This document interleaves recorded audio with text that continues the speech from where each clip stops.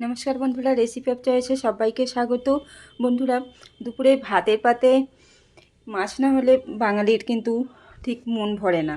আমরা মাছে ভাতে বাঙালি, তো সেরকমই একটি সুস্বাদু মাছের ঝালের রেসিপি আপনাদের সাথে শেয়ার করছি। তো ভালো লাগলে অবশ্যই একটা লাইক করে, শেয়ার করে, সাবস্ক্রাইব করে দেবেন।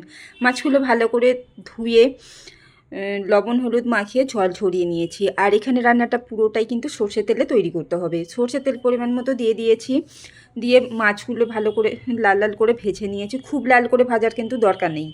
আর এখানে আমি একটা ছোট পেঁয়াজ ডুমো করে কেটে নিয়েছি, পেঁয়াজটা ভেজে নিয়েছি। আর আলু আগে থেকে সেদ্ধ করে রাখা ছিল, তো সেদ্ধ করা আলুটাও কিন্তু আমি একটু লাল করে ভেজে নেব। আর যে মশলাটা দেখালাম, মশলাটা কিন্তু আমি বেটে নিয়েছি। আর এখানে পেঁয়াজটা বেরেস্তা করে তারপর তুলে নেব। তারপরে এর মধ্যে দিয়ে দেব মশলা।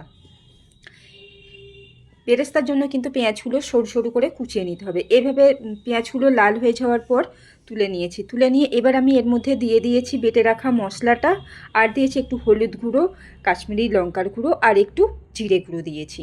দিয়ে আর অল্প একটু জল দিয়ে খুব সুন্দর করে এটাকে কষিয়ে নিতে হবে।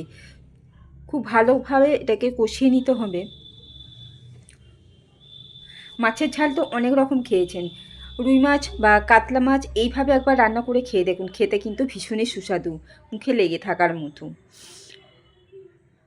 খুব সুন্দর করে কিন্তু মশলাটা কষিয়ে নিতে হবে। ভালোভাবে কষানো হয়ে যাওয়ার পর তারপর আমি এখানে দিয়ে দিলাম একটা টমেটো। ছোট টমেটো হলে দুটো দিতে হবে, বড় টমেটো হলে একটা দিলেও হয়ে যাবে।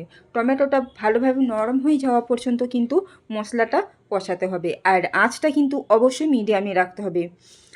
তো টমেটো নরম হয়ে যাওয়ার পর ভেজে রাখা পেঁয়াজ আর আলু ডুমো করে কেটে ভেজে রাখা এর মধ্যে মিশিয়ে দিলাম। দিয়ে আবারও খুব সুন্দর করে এটা কষিয়ে নিয়েছি। নিয়ে অল্প একটু জল এর মধ্যে দিয়ে দিয়েছি।